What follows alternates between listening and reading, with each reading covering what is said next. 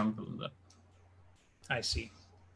I think she's Council Princess. Probably younger. Let's not start with that argument. Come on, director.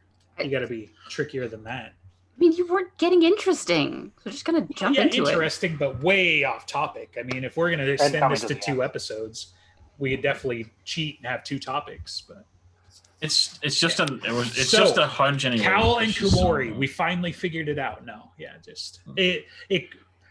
As our discussions often do, we digressed. So welcome to the Dresden Files. I'm your host, Ben, from the Dresden Files podcast, the Broken Jars Network, the only network with all the broken jars, and the Dresden Files, the only Dresden Files podcast named the Dresden Files. That's his line, right? I sound just like him, so. Pretty close. Well, it was a little more coherent when you did it. But. Right. Because if I'm imitating incoherence, you can still tell that I'm faking it. So. It's a problem. In the latest news, we have news. I don't know. Like there was a costume contest and people won things, and they did indeed. Yes. We've got like countdowns to peace talks and battlegrounds and he did a little interview with Rothfuss, right? Right. I did not get a chance to read that yet. Yeah. And I didn't watch it either. This week marks 6 years since Skin Game came out. I know because Facebook showed me the picture I posted 6 years ago. So, so happy anniversary! Yay! Empires have risen and fallen. Seriously, I mean, there's certainly been a global pandemic since then. At least one. So, yes. Imagine Trump wasn't even an idea yet. Oh my goodness! Oh, Trump was an idea. He showed up in cold days. Abort. Technical, Andreas, 15 minutes in the box. Typical Europe. It's really funny from the outside, like watching in on the US, though. Oh yeah, no, it's hilarious. Yeah. Yep. Well, in this episode, our resident eldest Gruff defends his dissertation. Yeah, right. Well, I don't know about that. I mean, this is just his latest, This is my latest. Not doing work for a day and doing a write-up on the Dresden Files instead. Your boss doesn't watch this, right? So we're good. As far as I know, my boss doesn't even know what this book series is. But he's never heard of the Dresden and/or Files in the same sentence. I doubt it. Well, he's Eastern European, so he's probably heard of Dresden in general. Gotcha. And I'm sure they have files in Dresden, but... Well, he has files for what he does. All right. Hey, you wanted stretching. I didn't want stretching. You were like, if we argue well enough, I had never heard of Dresden before the Dresden Files, but I looked up what it was. The city. Everybody should be familiar with that story by now. So that never read Slaughterhouse 5, huh? I still haven't. I only ever read the first chapter in high school. I don't even know what that is. Is it a book? I only read the first 4 of them. So it's fun. A lot of people are going to be real mad now. Yeah. What, because I didn't read the fiction they want me to read? Oh no. Only partially fiction. Socialist. Guardians of the Gates. What about that's not trademarked. It's not the Galaxy. Guardians of the Gates. Have at it. Have at it. Yeah, she doesn't have to work this time. So she's like, EG go. She puts a quarter in the slot and then she pulls the lever and then oh no, there's definitely gonna be work because I wrote it up. All I have to do is repeat. Right. Well, I'll argue, but go. All right. So some of you may be on the sub or may not. If you're not, there's a Dresden Files subreddit because there's a subreddit for just about everything in the world. So I did a little bit of time 2-3 days ago and researched an idea that I'd had for a while about who would have been prospective Guardians of the Gates before Winter, who we obviously know in this iteration are. It's got a few word gems in it to back up the fact that we know there were previous Guardians.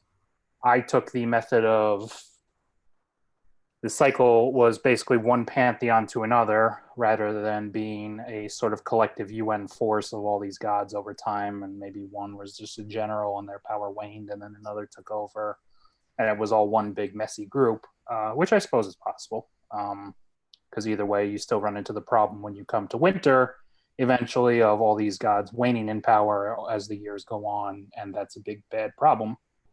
So Winter, which is a more permanent power set because their mantles just go to new people rather than losing their power, is a really good idea. and that's why the she were created in the first place, per this general notion. So it started with angels because angels were the first things. Why not? And it goes down through the pantheons, the first civilization of Sumeria, Egypt, China, Greek, and Roman, because, for a while there, they had a pretty good hold on things. 2 or 3 then it was years Norse. at least. Then winter. I think that was all 7, right? Did I forget? No, I think that was it. Roughly, yeah. So there were some interesting details. I mean, especially touching on Egypt, and I often forget, because I learned about the creature from D&D first, like Tiamat being a Sumerian god, and not always necessarily being this just chromatic dragon of all these different colors and shit like that. So no way, that fucks original... with my sense of reality. I know, right? Like, go hers figure. too, probably. But it also kind of interesting on how her story changed, right? Because she was like, one of the original mothers, but then seems like some of the legends shifted and she became more of a vengeful type of creature. He had a personality shift, it sounds like. Right. Yes. So, taking it from like a Dresden Files perspective and stuff, like you could see, maybe somebody did something bad, or maybe somebody got to her. Like Nemesis or things like that. It opens up a whole lot more speculation. One of the things we were talking about pre-show as well that, would be interesting, and I've got like a real world explanation, but not necessarily an in-universe one, which is a lot of incidental types of lines and whatnot tie the Black Council to Egypt. And so you got to ask yourself, like, why Egypt? And in my mind, this is just speculation, whatever, from different things coalescing in my mind, but some of it could be just a literal like clue / reference to H.P. Lovecraft, that a lot of stuff came out of darkest Africa and scary Egypt because of the pyramids and all of this stuff, whereas like in world explanation, like in Dresden Files, what would that look like? So I'm curious about all of that, and maybe someday we'll get some answers. But yeah, those were kind of the things that I thought as I was reading this piece. So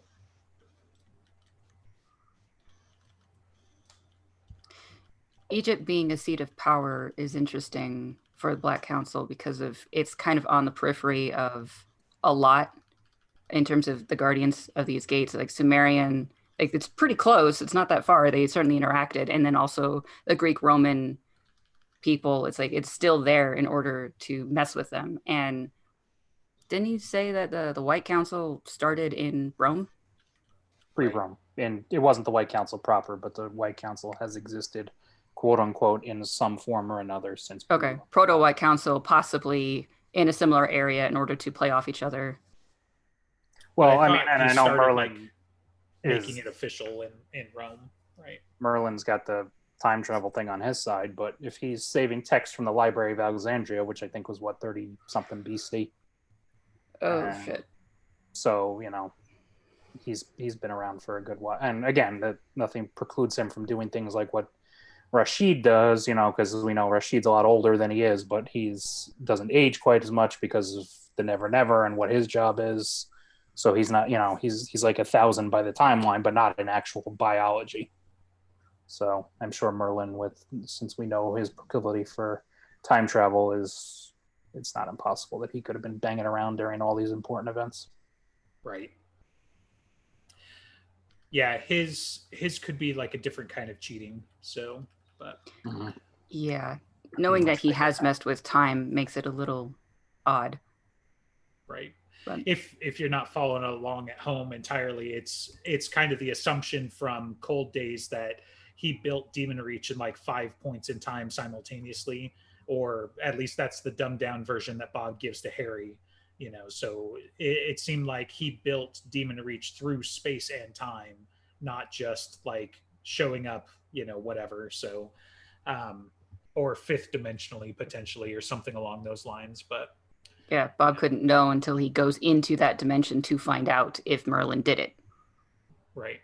Yeah. So Yeah, like we know he's got that kind of power. It doesn't seem a stretch that he's got some kind of, longevity shenanigans he can pull, or is, I mean, I hate to get too crazy, but he might be hanging out somewhere, right? Like for all we know, like, so. Well, he gets credit for things over the time period. I mean, like I said, right.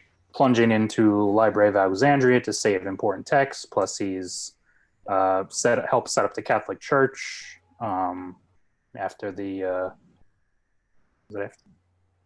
I got to pull up the actual quote, but he's got things over more than a few centuries.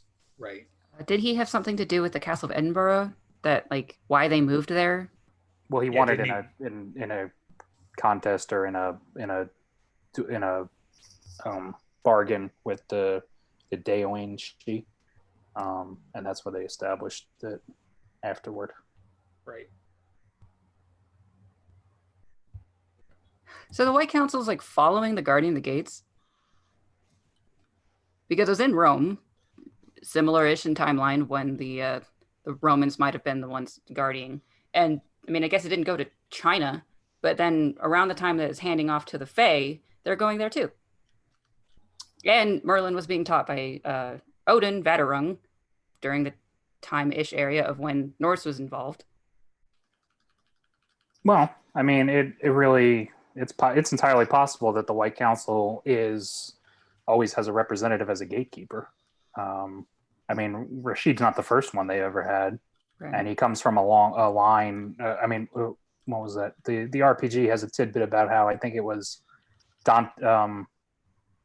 Dante's father, the guy who wrote Paradise Lost, was a gatekeeper, or the Divine Comedy. The going into the 9 circles of hell and all that. Yeah. Milton wrote Paradise. Yeah.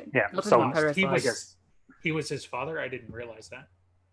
Well, his father was the previous gatekeeper. I think Gotcha. It was the word of Jim. So it's entirely possible that the White Council is always, because there's always got to be some sort of moral influence to these things, is always the gatekeeper, and they just pick a representative. Each pantheon has over time picked representatives or had those representatives.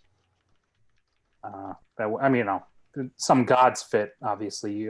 People like to talk about how Heimdall could have been a gatekeeper, or Odin could have been a gatekeeper, or Horus was one that I offered. It's super suspicious if it has to do with losing an eye. Right. I mean, you've never seen Horus, Rashid, and Odin in the same place at the same time. So. Exactly. Holy shit. By God, Holmes, you cracked it. Right. Just deflated EG entirely. Like, he's done. He's out. You ruined it. But you brought up the Eye of Horus and all that. It's like, yes, his eyes are important. Well, it's also could easily just be an inheriting thing. Like the eye is passed down from these guardian people to facilitate the job. Not that they actually have to be these people, but it's an actual power. I mean, he calls it a ridiculous tool from the Fates, capital F.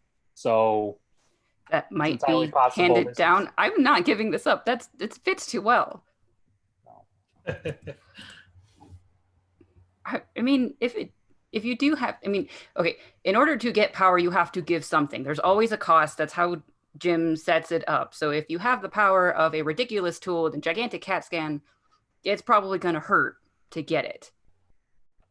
Oh, yeah. I mean, I imagine knowledge even. I mean, that's what they talk about when Harry gets the gem. You may never sleep again knowing this shit. There's plenty of dangerous things to getting knowledge and power like that. Yes, they bring that one up a lot.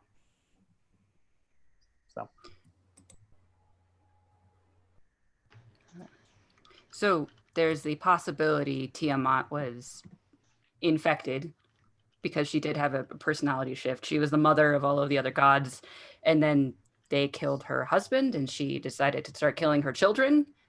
And now she exists, but it seems maybe extremely dormant is our idea. Yeah. Well, I mean, it was in the short story of Backup that she gets an offhand mention between Thomas and Bob when they're talking about the Oblivion War.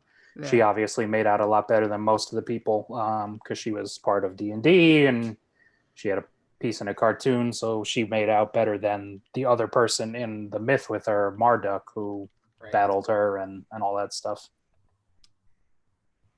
So Marduk sounds a little odd because he's a storm god. He has a blunt weapon, I'm pretty sure. So did Baal in the Canaanite tradition. They're very similar to each other. They seem to be cognates. And they could be very similar to Thor and Indra in the Hindu area. Maybe not Hindu exactly, but it seems to be that might be an actual mantle that passes through areas.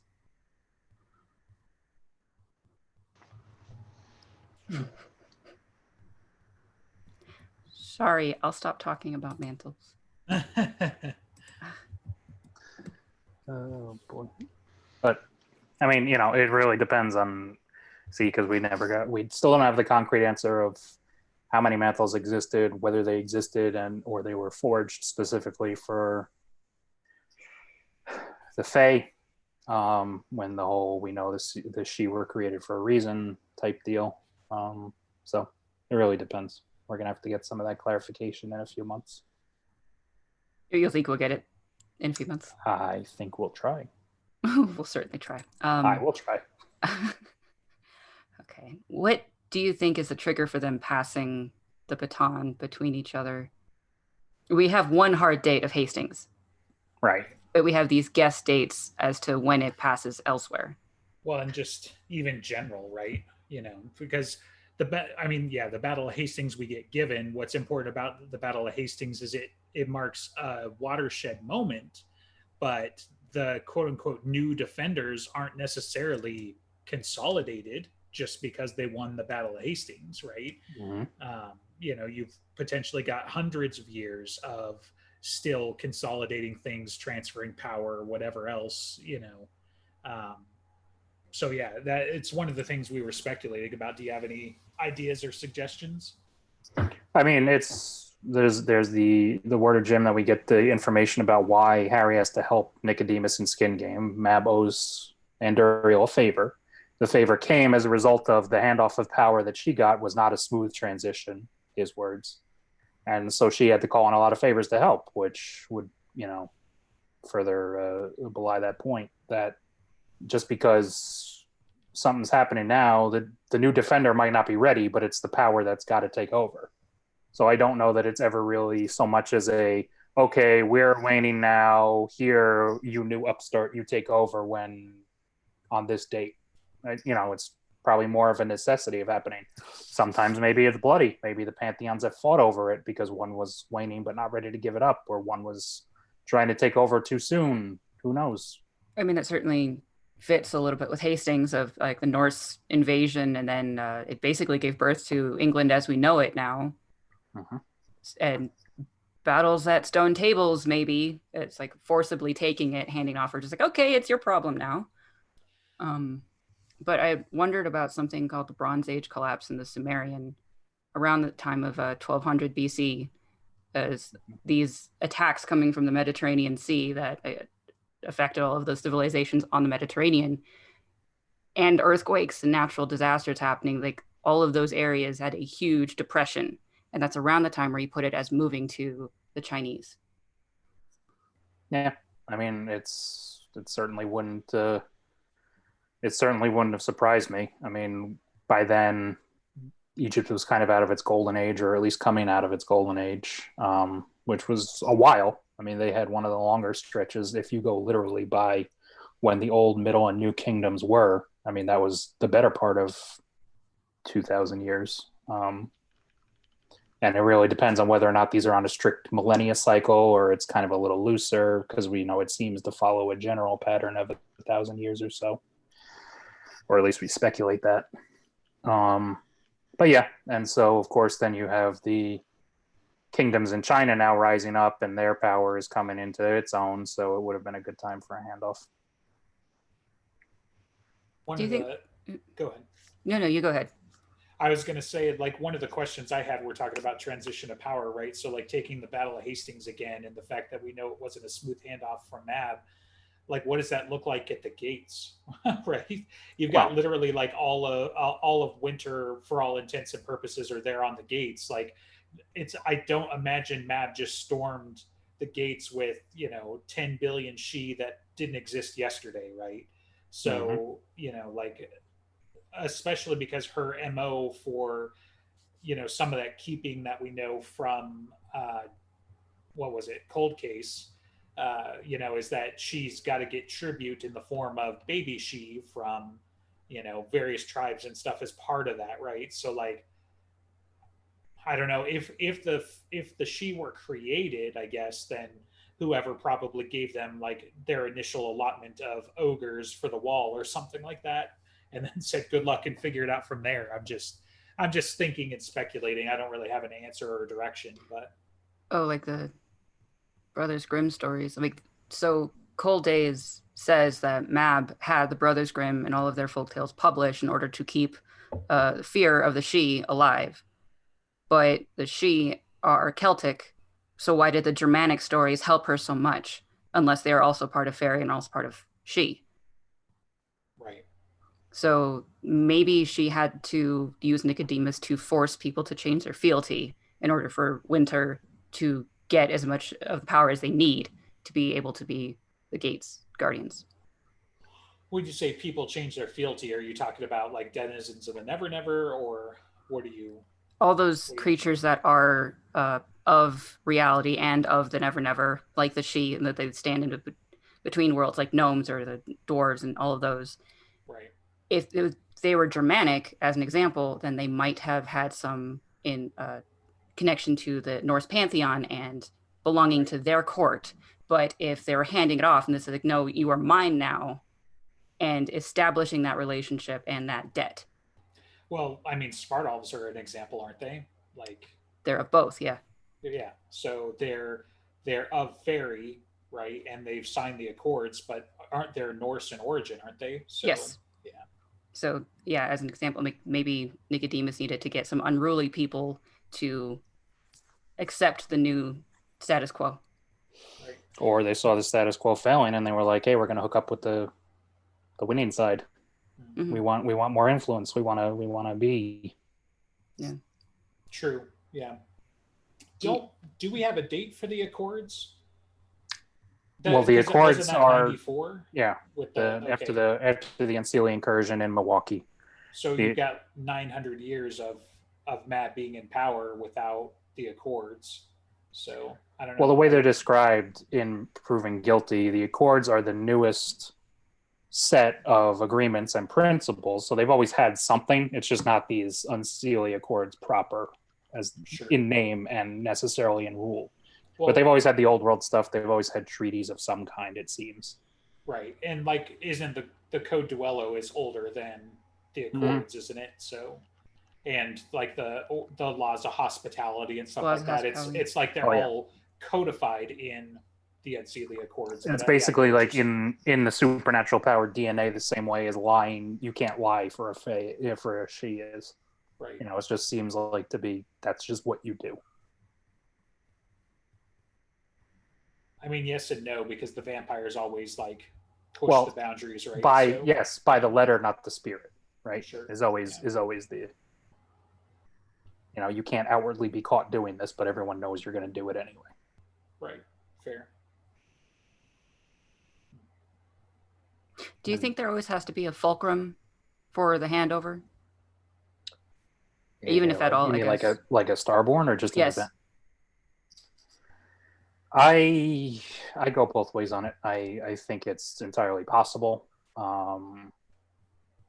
but I don't know, because until we get some information about how and what is required to create one, I don't think there's only ever been, let's say, 2 or 3, but maybe there have been. Maybe it really is that rare an event. Right. Like I see what you're saying. Like I could go either way in the sense that on the one hand, we only know, about 2 and a maybe, right, with Elaine. And we know that Rashid was there in 1066. And he was the fulcrum the last time around, right? So it may be that the fulcrum is new because the way that the balance of power is shifted towards fairy and the fairy being closest to mortal kind, that the fulcrum is required because now you're dealing with mortals and that's where the free will comes in. Or honestly, I think it's likely that there's always been a fulcrum. What their role has been and who it's been and whatever is, I guess, it's alongside, but beyond the scope of what we're talking about today, in the sense like we'd have to go back through time and find other heroes, right? And I mean, we know that the Swords of the Cross, for example, have been around for a long time and they've switched. We get other heroes, for lack of a better word. I'm talking about like the legendary sense, other legends that we've met that refer to the swords as other names. So we know that they've transformed. We know from Harry's research, right? But it's like, who was the fulcrum when Sumeria waned and transferred over the power? That'd be a hell of a research project too. So, well, you have to imagine it's also possible that a handful of them may have even gone into quote unquote destroyer route, right, and been a fulcrum negatively.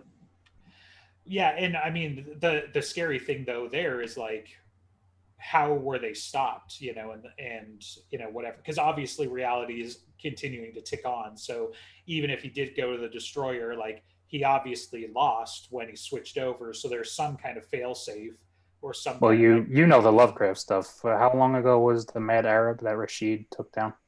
I wanted to say it was like 400 BC or something. So okay, so what if they were? No, it was probably 480 actually, because it wasn't that much of a difference. We knew that like 400 AD to 1066 is a long time, and then obviously 1066 to now. So like, dude's been around for at least 1600 years, which is stupidly long for a wizard, but it's not 2600 years. So right. So even if we loosely take what I wrote down as the Norse pantheon taking over around then, what if they were the two opposing fulcrums? The Mad Arab on the negative side is the destroyer, the gatekeeper, whatever, and so that's what changes the Greek to the Norse, and that's when Rashid starts taking his. I don't know. Maybe Alhazred would have been 700 CE according to Wikipedia. Oh, okay. I guess my dates are wrong. So that's a little closer to 1066, though, right? At least. Right. Yes. Yeah. It's weird. It says that there was a certain version of the Necronomicon written down various people, and one of them was supposedly burnt in 1050. It just seems really suspicious. You read too much. So if they're all playing around, if a couple of centuries is all we're playing around with, there's always the possibility of moving things. So would that mean that Cowl is the destroyer fulcrum for Dresden then, since he's the most prominent bad guy we have underneath and behind it all? Well, unless you want to go the route that Elaine's going to be. Well, I don't, but so. I mean, I just mean we know for a fact that he's a Starborn and she's supposed to be too. So. Right. No, and I mean that is potentially there, not in the sense that I ascribe anything to the Elaine is Komori type thread, but the fact that Elaine is the next closest thing we have to a confirmed Starborn. Because anything about Cal and Komori at that point is speculation on the Starborn front, but they're clearly the most prominent bad guys we're aware of that have their fingers in all of those pies. So yeah. And so it's Cal not necessary. is Elaine, is what we're saying then. We got it wrong. I mean, it's not necessary that there has to be an opposing fulcrum. A fulcrum is just a fulcrum, and everyone's fighting over Harry for good and evil. So you don't necessarily need to have your opposite. It doesn't need to be Arthur and Mordred. It doesn't need to be the gatekeeper and the Mad Arab. But it just, these dichotomies do exist. So right. It's not entirely impossible that there have been these types of, all right, fate of the world, figure it out. Well, it seems ridiculous to put the restriction that there's only one Starborn at a time, or I wouldn't say it was a restriction. Well, obviously, because Elaine's around. Elaine is around. I mean, and like if Rashid is a Starborn, then he's around. They're not like discrete things, but Rashid isn't the fulcrum this time. I figure there has to be multiple people who could be the fulcrum, similar in method to how Mab had. There's the person she wants to take the mantle, and then there's a person who's the backup, and probably a backup beyond that too. There's always multiple possible. Just turned into too much Harry Potter. So, yeah. Hey, who's the fulcrum when Harry Potter doesn't make it? So, Neville, because did you read the books? Yeah, so, yeah. Okay, yeah. Neville was this close to being the chosen one, so he was the chosen 1.1. Yeah. So, whereas like Elaine would be chosen 1.1. So. Or the equal and opposite. Yeah, right. Or negative 1.1 because math. So It depends on where. It depends entirely on where this goes. right. I mean, Yeah. I still think she gets a bad rap, but I'm not going to be overly shocked if she turns out to be his opposite negative Agent Smith. Unfortunately, And she still has plenty of time to turn, or she's reveal already herself or extremely whatever. suspicious, though. I mean, Right. she's. There's loads of circumstantial evidence, and the fact that we don't trust Harry to be objective because it's Harry. So, it in a way it'd be too perfect, but in another way it's too obvious. And since Butcher doesn't like doing the obvious thing often, then So long story short, just I would err on the side that every transition of power has required a fulcrum, because I also get the impression that the whole story is cyclical, and there's a lot of incidental words of Jim and things like that suggest like this isn't the first time that this has happened, and you tie that in with like oh, how long has this been going on at the gates? Always. Oh, so like a real long time? No, like since always. I think right about since Let There Be Light, in the beginning, God's created the heaven and the earth, and that's been widely considered a bad idea and pissed everybody off. So everybody on the outside's like, turn that shit off. Right. Do you have any idea what time it is? No, because there is no concept of time, and you're waking me up in the middle of my eons of sleep. Yep. What's an eon? And now I'm mad about that. Yeah, this sounds exactly right, in my opinion. Well, and that's why I kind of like the argument that like in the Dresden Files, the White God might be an outsider, and you get into other metaphysical concepts like, okay, so if primordial and chaos is the root of the universe, does that mean that order is an emergent property of chaos, because inside of chaos all things exist? And so if you roll the dice long enough, you're eventually going to wind up with an ordered pair, and it just takes off from there. And so like the battle of chaos and order from our perspective, or I mean from the metaphysical perspective, is that it's really just fighting itself, and like order seems to be winning. And like you can tie in some of the theories even in our current universe, which is you could go back to, why does matter exist? Like if matter and antimatter is created in almost identical quantities, why does matter exist? Why is there anything? And it's because it's not in perfect balance. It's not a perfect chaos, or it's not a perfect whatever, so I don't know. Now I'm just rambling and my head's going to start hurting if I keep down this path. But like it's an old argument that I've had a few times with other friends where it's like, does order beget chaos, or does chaos beget order? Because in most mythologies, there was either nothing or it was formless chaos. And sometimes those are interchangeable. They're used like one sentence to the other. Isn't that what the word is for Tiamat? It was a chaos, like this widening gap of nothingness, but it was also chaos. And then there's that gap in Norse mythology too. Well, Greek, I think it was the father of the Titans was literally chaos, wasn't it? Yeah. Like this really seems like it's. I mean, it follows in mythology, therefore we can say it follows in Dresden. Right. What did you say in Norse mythology? The Gnunga gap, however you pronounce it. There's this gigantic gap of terrible shit, I think. Translate, Andres. I don't know what she's saying. I'm actually not sure, to be honest with you. Okay. I mean, they all have some. It doesn't always necessarily start with primordial chaos, but everybody's got that starter myth where there was either nothing or there was something, but it wasn't really doing anything. Gnunga gap, which could be, the same thing. It is the void in which the world was created. Yeah, I'm looking at it. I actually haven't heard this before. Not a very good Norse person.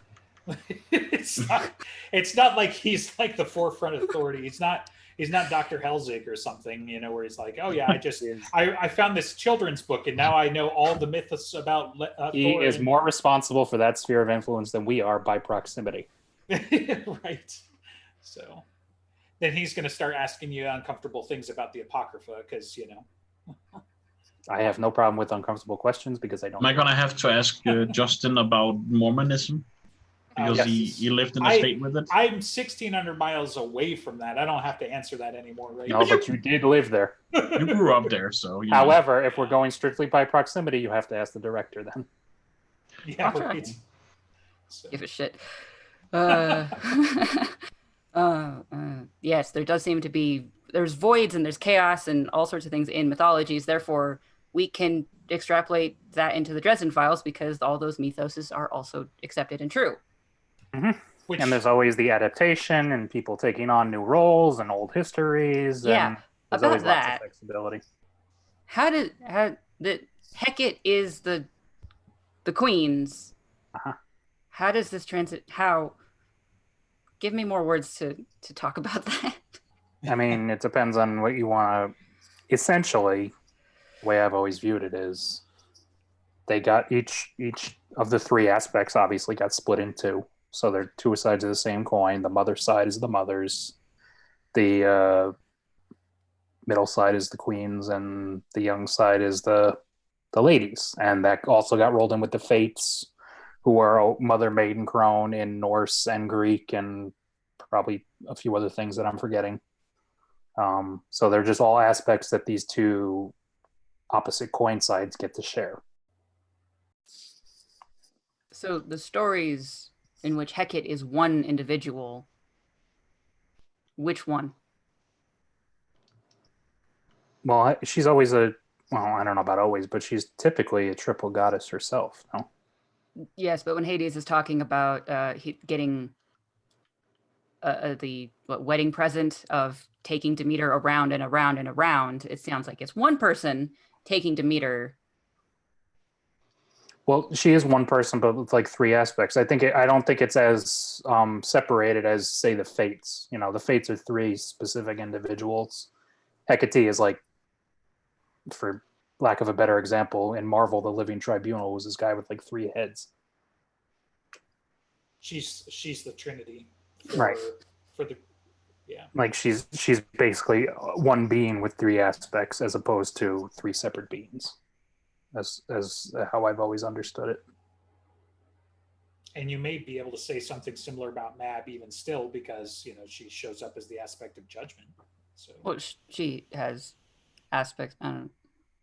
Well, she could have. This is why it gives people headaches. That's Right. another thing. I mean, she could have a bunch of different things. You could talk about the cold and calculating potentially aspects of Athena in her.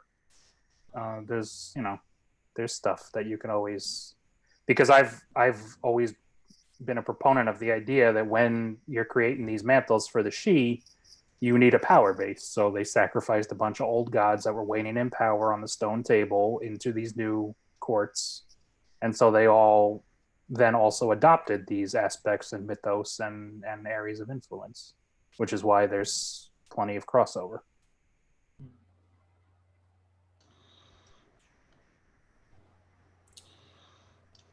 Plus, it's the only time you can kill these people. So, Right.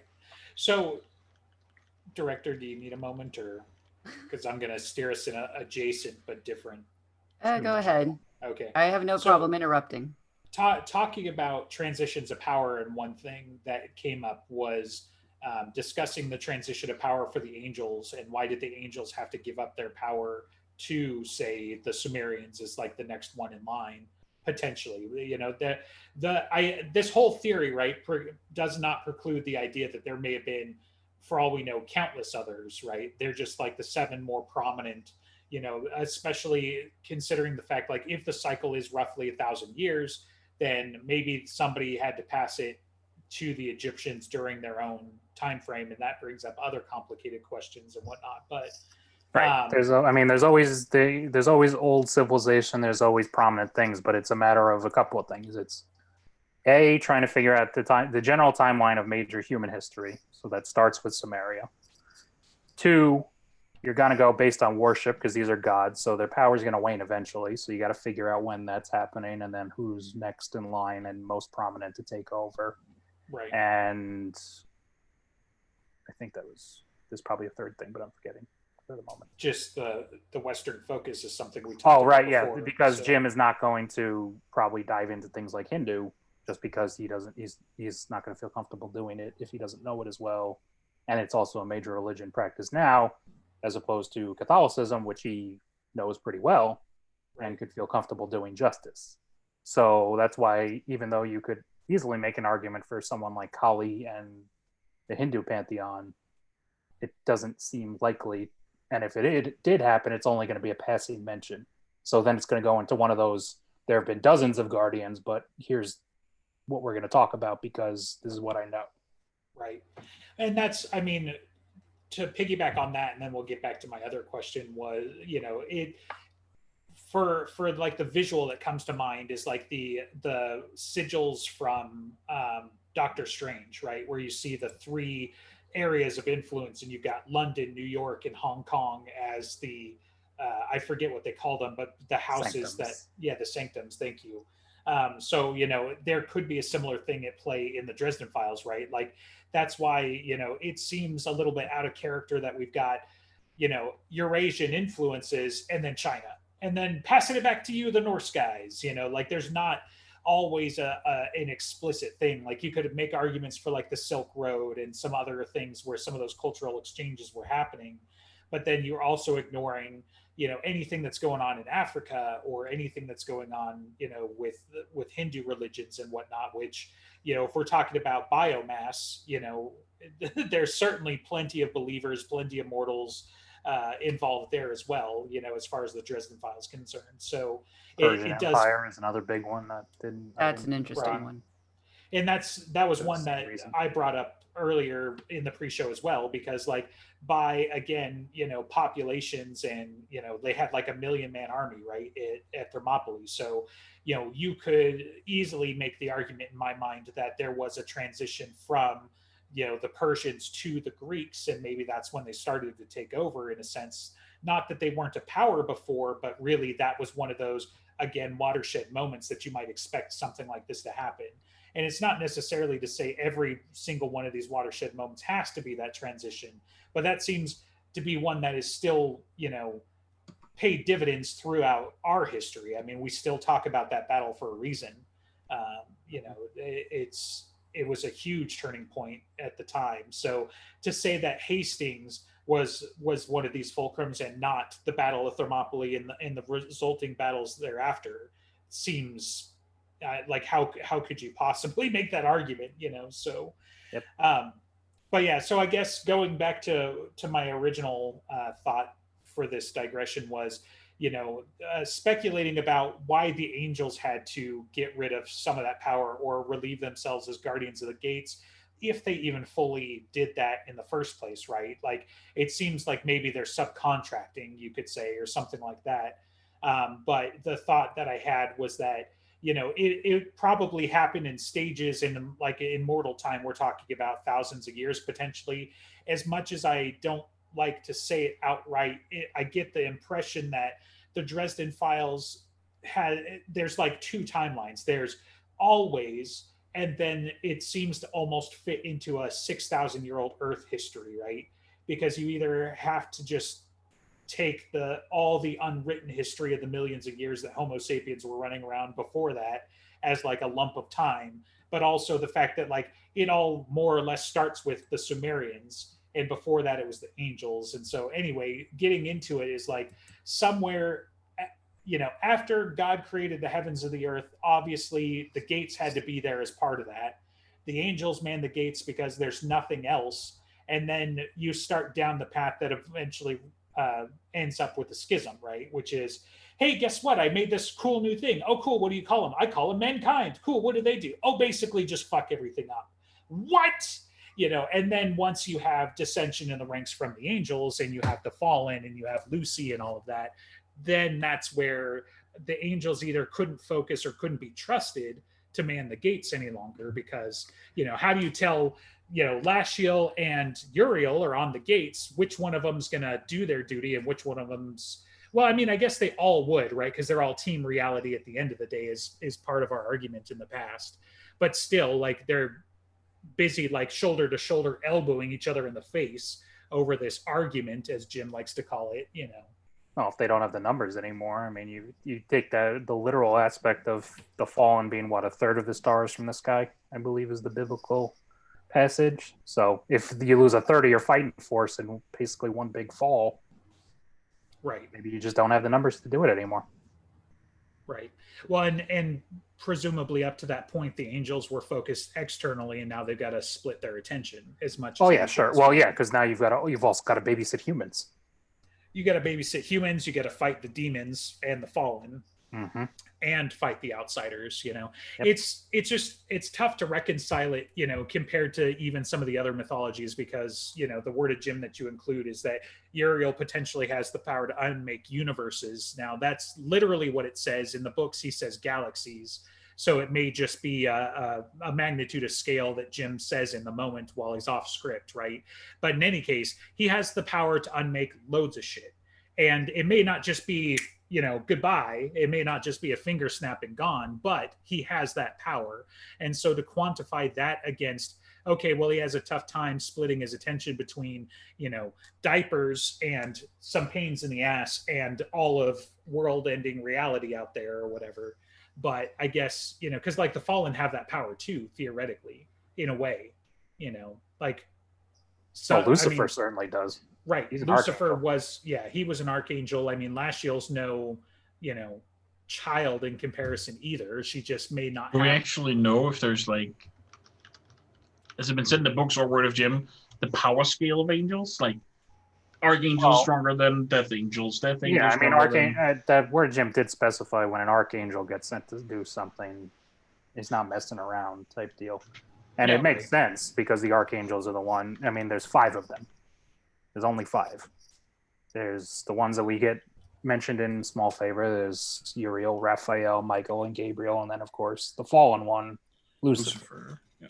Is that a word of Jim somewhere as well? Or what? That those are their names? No, that there's only 5. Well, they're the only ones Mad mentions. I can't imagine she would have left one out. Right. Fair. Okay. Yeah. And those are typically the ones that get that description in later mythology. Right. There's words of Jim about Uriel has to babysit Dresden in all realities, in all of the dimensions. Like Mirror is going to have that's true too. So it's like focus throughout all of reality. But plus the ineffable plan, you know, we've got to let humans do it. It's what I said. So the Denarians sticking to it, sticking to the guns. They're probably stuck to one reality, but they're doing nefarious shit in all realities. Well, and that's been the cosmology conclusion as well, is that, you know, like, this is our Harry fighting this part of our battle, but like in all of the multiverse there are always Harrys or somebody like Harry always carrying the fight.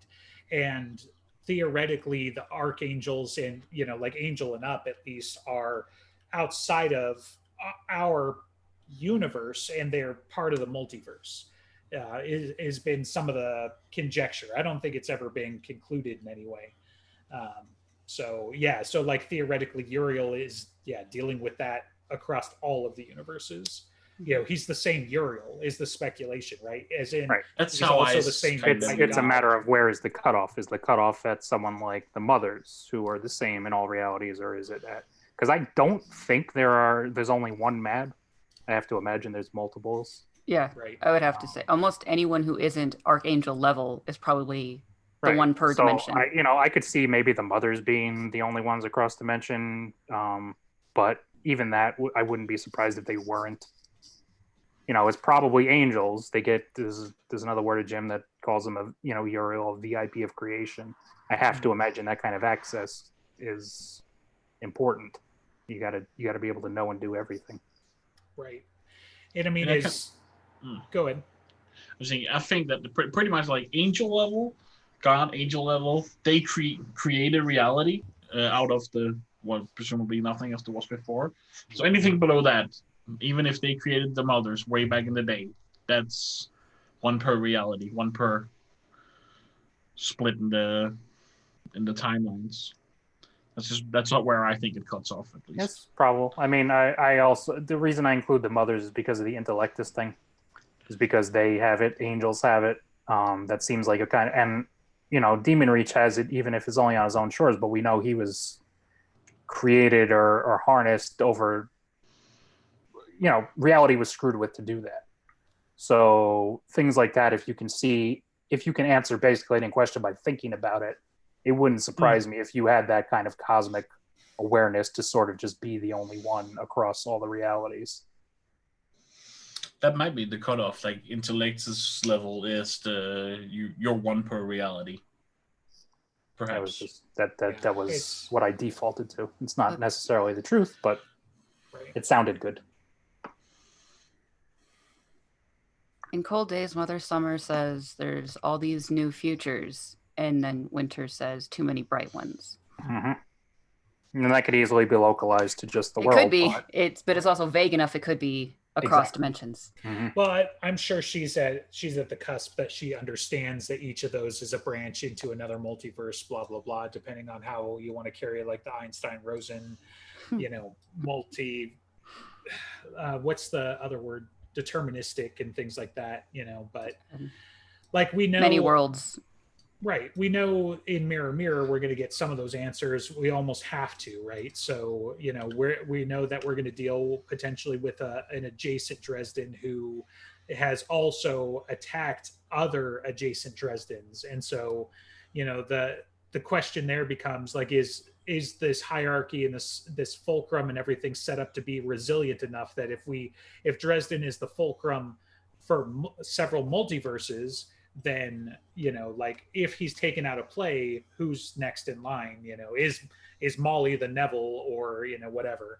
And then the problem you get into the multiverse thing is like if they're all one decision off and they're all like one atom off, and you get all of these like tiny insignificant to us types of permutations, and you get to the point where like take the one, right? Like let's just keep obscure crazy ass pop culture references coming. That was right? a good movie. I know, I love that movie.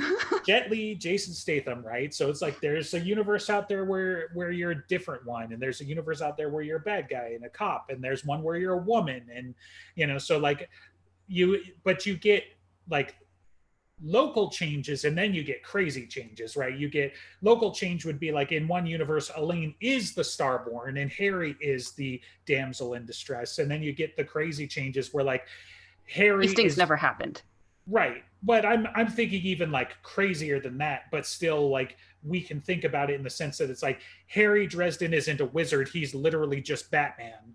He's a billionaire playboy and still the fulcrum or something, crazy shit like that. But, like that's what a multiverse gets you, because I thought of it potentially, that's a thing out there, instead of there being like wizards, it's the League of Extraordinary Gentlemen. And you just have a bunch of rich old guys adopting orphans to go fight evil or whatever. I don't know.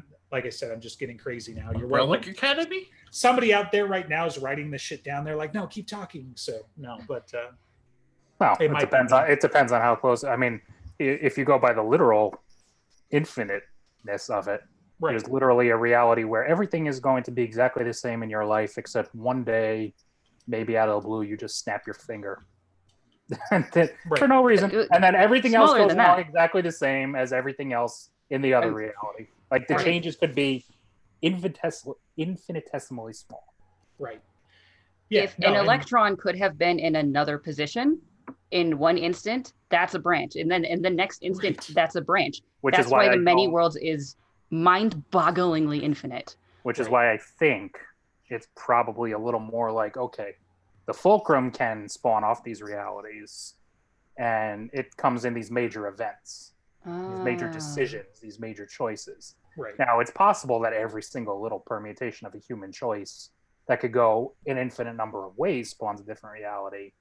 I don't know that that's really the case. That would at least keep it more tangible. Like Harry made the decision to go to war with the Red Court to get Susan.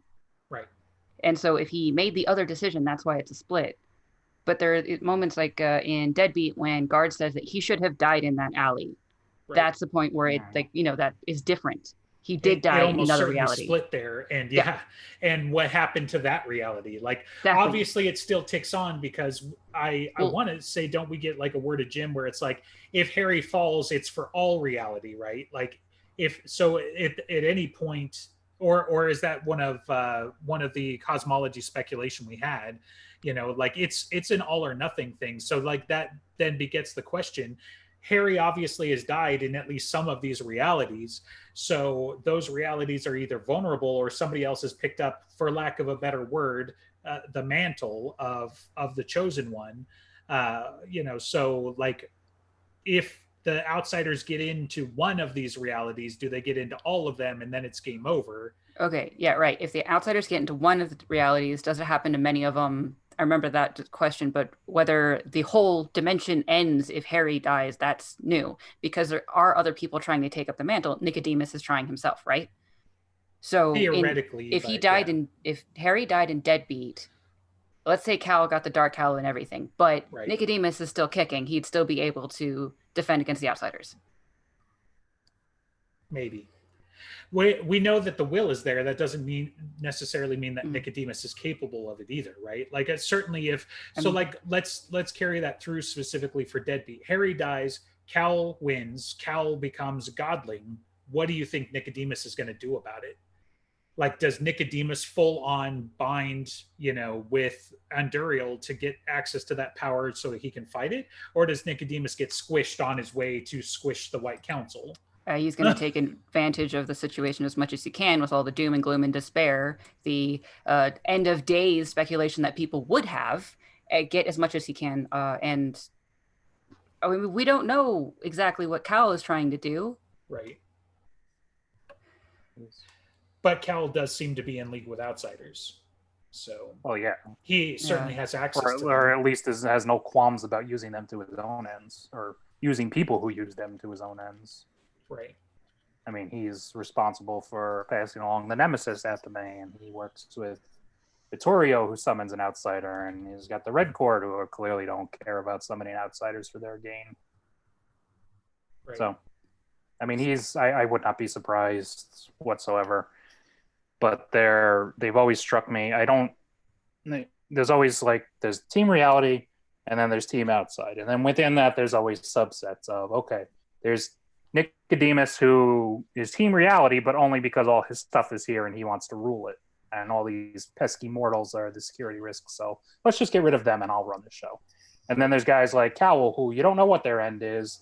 They probably don't want everything to stop spinning, but they also have the arrogance to think that they can control the narrative, so to speak, and everything will come out in their favor too. I don't know that you have a character like what's his name in Dogma, who basically wants everything to facilitate because he wants all of reality to stop because he's pissed at God. I don't know that there's anyone doing that on that particular side, but it's possible. That's another motivation. Cal and Komori probably want to halt reality as it is and remake it in what they want, because that's what Komori was saying, to end death. Right. Sure. So, but you seem to think that you don't, I mean, for all the outsider influence, if that Dark Hall went off and he got that power just from doing it where he was doing it, that doesn't require the outsiders. No. Right. But you also, I suppose at that point you have the ability to fight them too. Right. Yeah. It also might just be the line that Komori was given. Like, I don't know. I didn't really get the impression that Cal's motivation was to end death. It just might have been what Komori needed to hear to sign on. Yeah, I mean, she could be. We don't know. She could be infected in some way of if she is a healer, but she's also trying to kill people. Like a deviation of what she was. Right. And whatever Cal's motivations are, but she believes that that's what he's going to do or can't allow to happen, because what she says is ours is a calling. Right. Or she's just happy with the ends justify the means. Right. Sacrifice these million, but then nobody ever else has to die. Right. Yeah. It becomes, even worse from an external perspective, it becomes like a paradox, right? So I need to sacrifice these million people to end death, but if I can end death and literally bring people back to life, do I just immediately turn around and resurrect them, and therefore no harm, no foul? But if you're a high level wizard, you got to know that's not how the universe works. Well, then you got the reverse Thanos problem, is now you've got people being born and not dying, and born and not dying, and you're running out of space, and you're running out of resources, and then what? Well, yeah, but that's a macroscopic problem. Like, that's for Big G to worry about. Well, I mean, I guess on the planet. If you get his attention by rewriting reality like that, you probably haven't done yourself any favors. Yeah. And you're not human anymore at that point, so he can go and send Uriel to poke you. Probably. I mean, that should be the real concern. Like, it definitely seems like the right kind of misguided and short-sighted to make it work, right? Is that you start with the premise that you're just fully bought into, whether it's right or not. Obviously, it's not, because if you expand your scope a little bit and you think about the ramifications, it's short-sighted, so it can't be the full right answer. Because it's like, okay, you kill 1 million people, you get this godlike power, but only in the sense that it puts you on like Mab's level.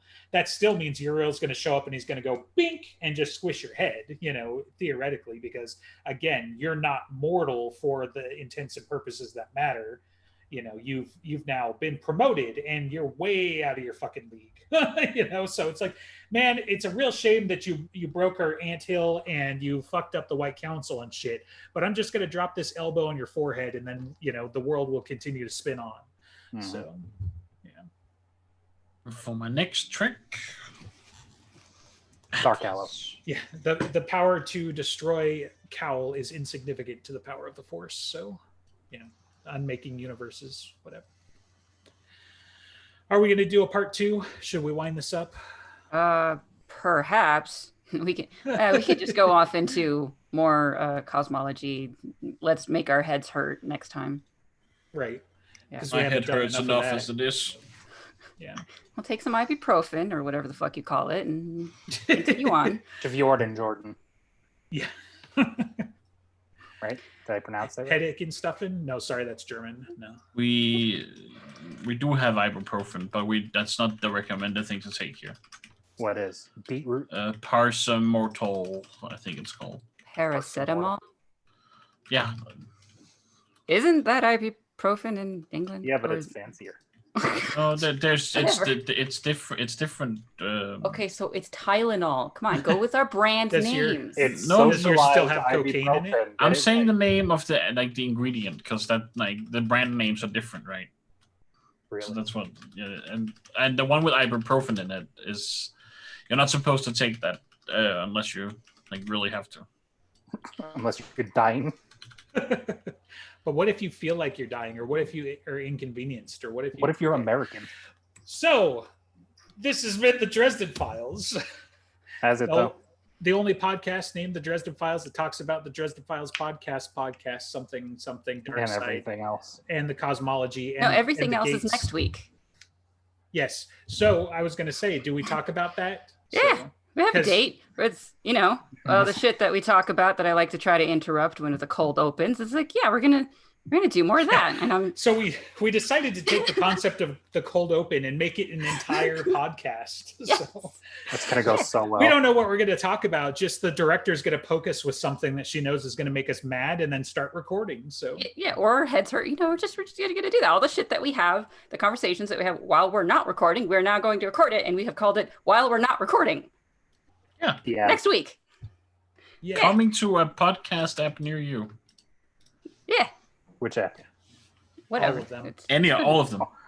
Yeah. Yes. Remember what we have set up. They're all in a. It's actually going to be streaming in Midtown in Times Square. It's unfortunate because nobody's there to read it right and listen to it right now. But we're going to do it anyway. But that's why it was so easy to get it there. Like it's right. super They're cheap desperate. Yeah. Any other podcasts we need to talk about or anything like that? I think they're all on hiatus. I was going to say we'd have to do other podcasts. Yeah. So that's why we're doing this one. Hooray! Well, we're not recording, but we're recording it. Yeah. You gotta say High Fantasy is on hiatus. No, you don't have to say that. Ben says that because he thinks he's clever. But he was filling in for Ben. We've evolved past Ben. We are in a post-Ben podcast world. I mean, this time. So it's not like he's dead or anything. Just we don't know that. Not yet. So don't crush EG streams. That's not even cool. I'll just talk about Mantle some more. He shuts up real quick when I do that. Yeah. No, it's not. We've gotten through the main topic. I'll just